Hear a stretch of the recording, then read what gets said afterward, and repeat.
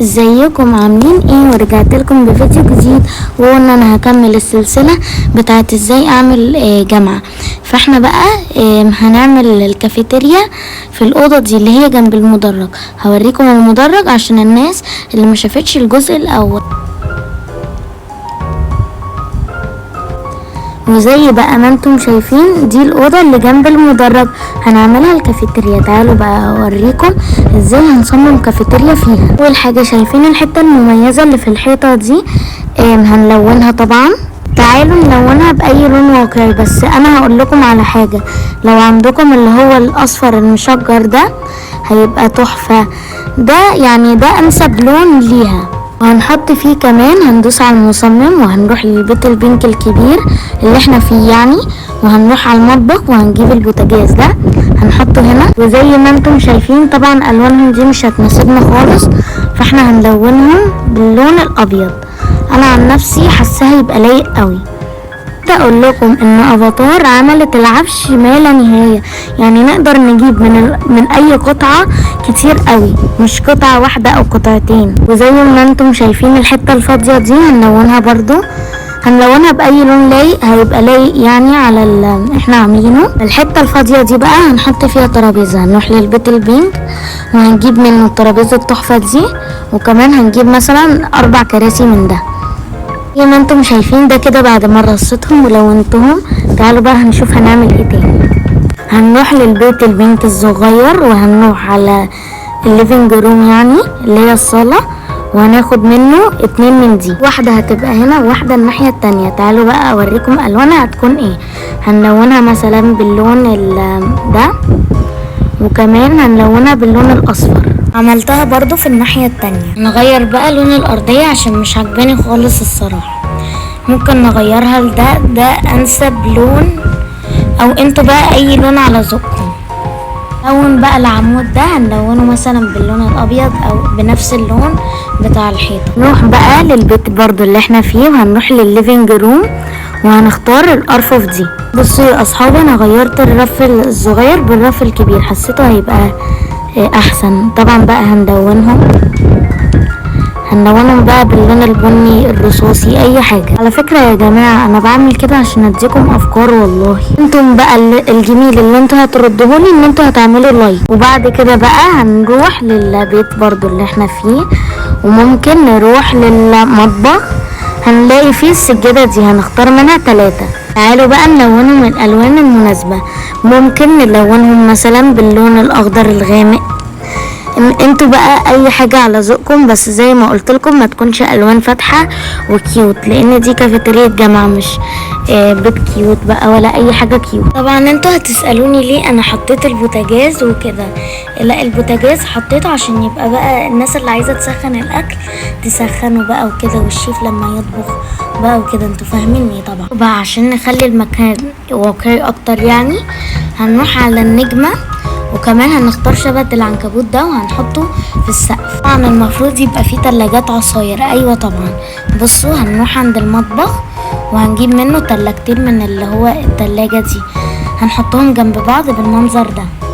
هنلونهم بقى باللون الاسود.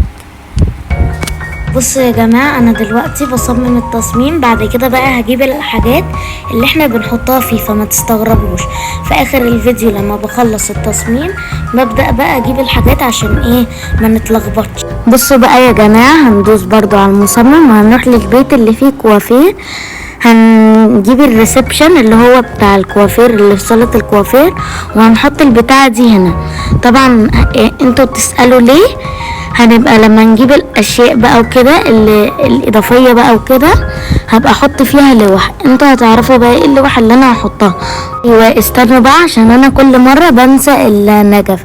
تعالوا بقى هنروح للفيلا اللي هي ب3 ادوار الضخمه دي، وهنروح نجيب منها النجفه دي 2 نحط واحده هنا وواحده الناحيه التانية.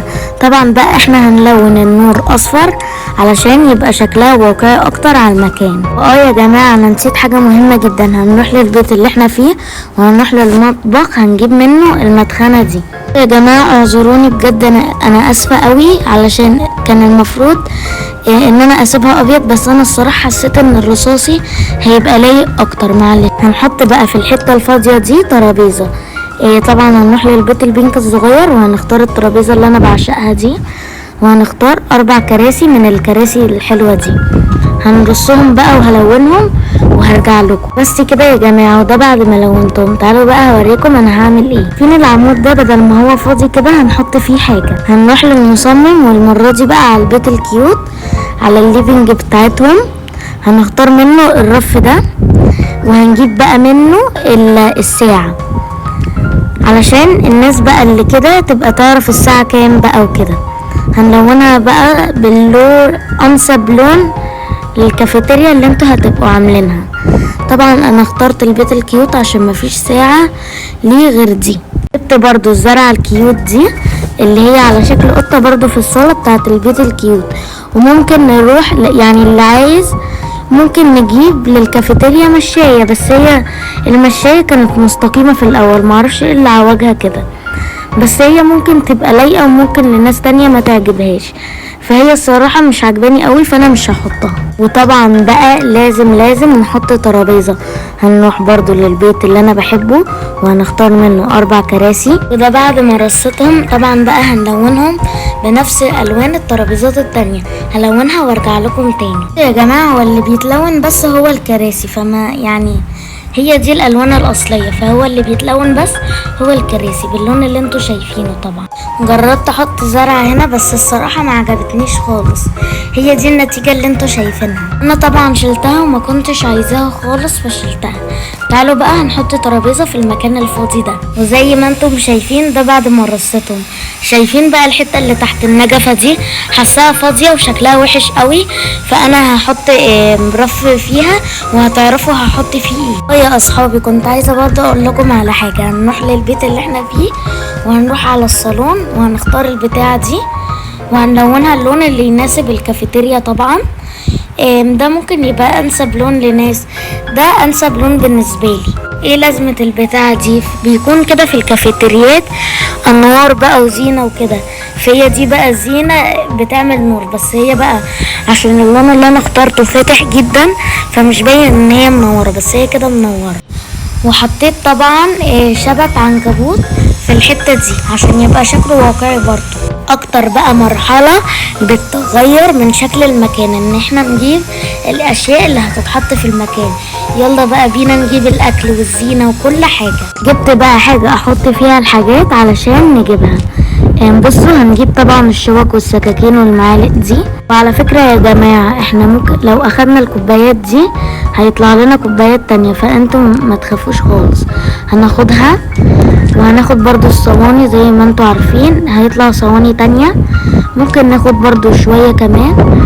وطبعا محتاجين اطباق كتير جدا.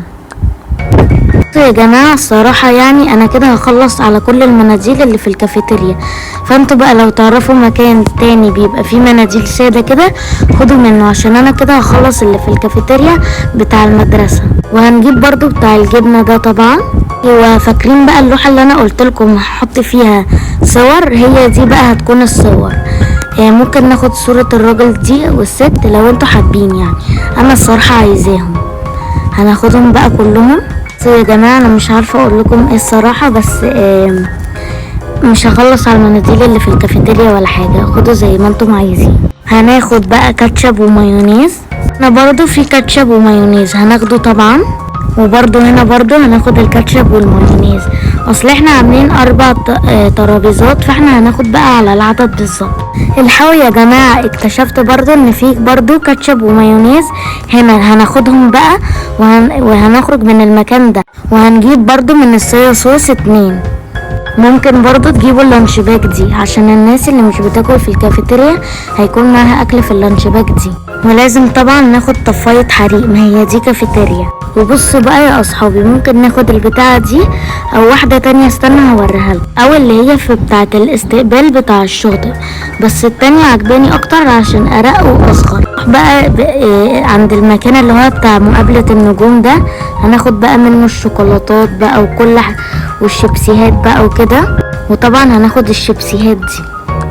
حاولوا يعني ما تاخدوش لو انتوا العالم بتاعكم انتوا بتلعبوا فيه لوحدكم، لكن انا بقى عشان بصور قصص فباخد عادي وهبقى ارجعهم لما اروح بقى في المكان ده. وطبعا ممكن ناخد 3 فشار من ده، وهناخد بقى من الست دي هناخد منها البتاع ده، وكمان هناخد من الراجل ده. هناخد بقى يا جماعة العصاير اللي في الشنطة دي اللي هي في الشاطئ بتاع النجوم. نروح بقى يا اصحابي السوبر ماركت وهناخد منه كرتونة المية. نروح بقى يا اصحابي عند قسم الشرطة وهنلاقي منه عند الديسبنسر كده، هنلاقي منه حامل الدونات ده هناخده طبعا عند المخبز، وهناخد منه العصاير دي. هناخد بقى ايه منهم 4 3 العدد اللي انتوا تحبوه. وهنروح عند الحتة دي وهناخد من دي مثلا 2، وهناخد برضو من الكب كيك ده 2 مثلا، وهناخد برضو من ده 2. وطبعا لازم في اكلات حادقة، طبعا لازم يكون في اكلات حادقة. نروح بقى على الكافيتيريا بتاعتنا. طبعا انا ما جبتش اكل كتير من اللي هي المطاعم وكده، علشان احنا ممكن نجيبه من اللي هي الاوردرات دي. فاحنا هنجيب مثلا 2 بيتزا و2 بيتزا من دي مثلا و2 بيتزا من دي. وطبعا بقى لازم يبقى فيه سلطات. برضو هنجيب بطاطس محمرة وهنجيب دي برضو. زي ما انتم شايفين انا طلبت الاوردر، بس للاسف طلع ما فيش السلطة اللي انا كنت فاكراها تبقى موجودة. فاحنا هنروح بقى محل البيتزا الاصلي وهناخد منه السلطة. هنروح بقى عند محل البيتزا طبعا وهنطلب بقى نوع البيتزا دي، هنلاقي بقى السلطة دي. هنقعد بقى نطلب منها كده كتير قوي. هنا بقى بعد ما جبت السلطات طبعا لازم يبقى فيه سندوتشات. هنروح بقى طبعا على الاوردرات دي وهنطلب بقى من محل السوسيس ده، هنطلب من ده 3 مثلا، وهنطلب برضو من ده 3، وهنطلب برضو من ده 3. انتوا بقى اطلبوا اللي على رأيكم. وهطلب برضو من ده وهنشتريه. اوردر بقى الاولاني وصل، فاحنا بقى هنروح برضو عنده وهنطلب بقى 4 اوردرات مثلا. هنجيب بقى من دي كتير قوي. وكده بقى بعد ما خلصت طبعا بقى تسألوني فين بقى الملح والفلفل، طبعا ما نسيت. نروح على المصمم اللي هو الفيلا الكبيرة يعني، وهنروح على المطبخ. هنختار بقى من الملح والفلفل كتير جدا زي ما انتم شايفين، اخترت منه كتير جدا. هرص شوية حاجات وارجع لكم تاني، لان انا لو رصيت كل حاجة واحدة واحدة الفيديو هياخد وقت طويل جدا وانتوا هتزهقوا. بصوا بقى يا اصحابي، ده بعد ما رصيتها انا نسيت حاجة مهمة جدا، هي هتكون سلة المهملات. يلا بقى اوريكم جولة في الكافيتيريا كده علشان انا خلصتها. صحيح انا نسيت اوريكم مين هيبقى الشيف. لو انتوا ما عندكمش حزمة 30 شخصية هتروحوا عند اللي هو بتاع الشخصيات، وهتروحوا على الشخصيات المعمولة عادي وهتجيبوا الويتر ده. الصراحة شكله شيف وشكله حلو قوي. اوريكم بقى المدرج والكافيتيريا مع بعض عشان اصحابنا اللي ما شافوش المدرج يشوفوه ويروحوا يشوفوا الفيديو ازاي عملته، هتلاقوه في صندوق الوصف. يلا بقى بينا هوريكم المدرج. زي ما انتم شايفين كده ده المدرج العادي، ودي السبورة، وده مكتب المعيد او الدكتور عادي، وده برضو المدرج التاني. يلا بينا بقى. زي ما انتم شايفين بقى هي دي الكافيتيريا، شكلها عاجبني قوي الصراحة، تحفة بجد. لو انتوا عايزينها تكون كافيتيريا جامعة زي ما انتم شايفين كده. ونسيت اوريكم ان كارما بتشتغل هنا، وهي على فكرة مش زحمة، هي بيبقى شكلها كده عشان الاكل كتير شوية. وبس كده يا اصحابي، ولو عجبتكم التصميم ما تنسوش تحطوا لايك وسبسكرايب وكل حاجة، علشان بجد ده بيفرق معايا قوي وبيخليني استمر. وبس كده، سلام.